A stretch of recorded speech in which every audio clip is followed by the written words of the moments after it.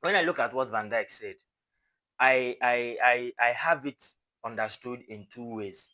One, it may be a motivation for Liverpool to get a striker, to get Alexander Isak that they have been looking for. But I know Isak deal is going to be off because Newcastle have decided that they are not going to sell Isak because they have tried all possible means to see replacement. For now, they don't have.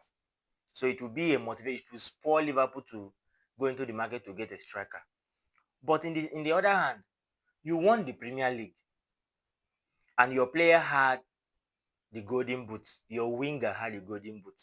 Now you won the Premier League without a proven number nine, in quotes, without a proven number nine, but you won the Premier League. You were way, way, way far better than all the teams that played in the Premier League, in quotes. So you won the Premier League. Now, Darwin Núñez wasn't a proven striker in Liverpool, as the case may be, and that is how he was sold. He wasn't given the numbers, but you won the league with the numbers you have from Mo Salah and even Cody Gakpo, in quote.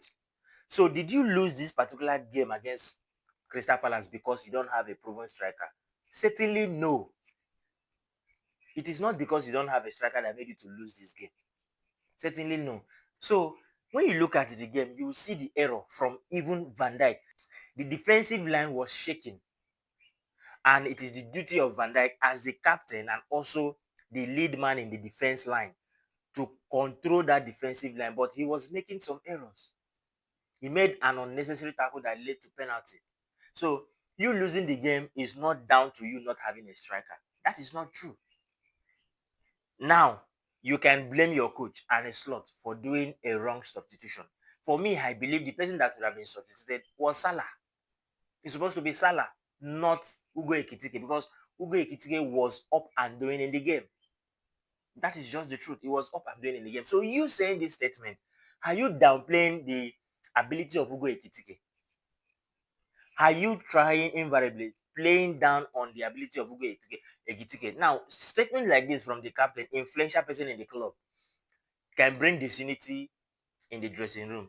And once there is disunity in any club's dressing room, the football aspect of the club is gone. Ugo Ekitike, if he had not been removed from the game, would have been more impactful than Salah that was allowed to play the full 90 minutes.